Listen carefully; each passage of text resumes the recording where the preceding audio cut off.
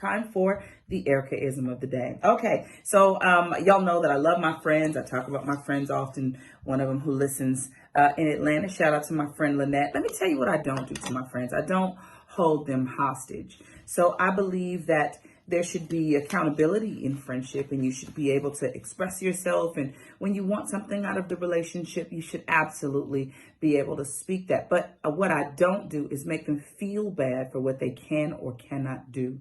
And my friends have done that with me. I'm the traveler. I'm the busy one.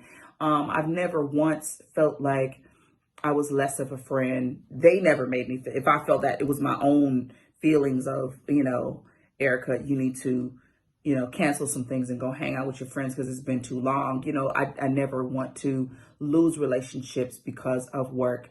But my friends have never made me feel that way. And I'm so, so grateful that I have that they are very understanding with me. And so it made me think about people who have pressurized friendships. Like if you don't call, it's not like, girl, why didn't you call me? They're literally going to make you feel bad or not talk to you or throw shade.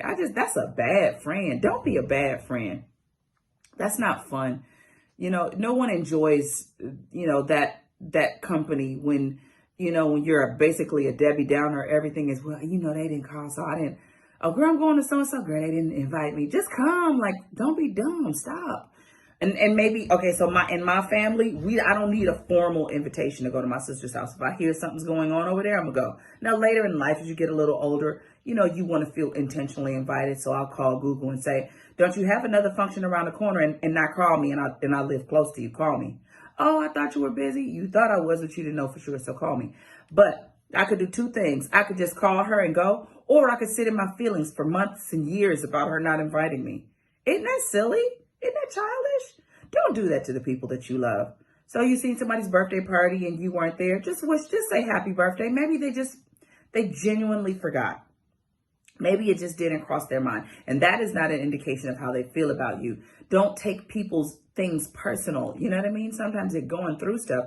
I've had friends, so I'll be like, if you don't, okay, now I know you're busy. We both got jobs, but if you don't answer this phone, I'm gonna hurt you.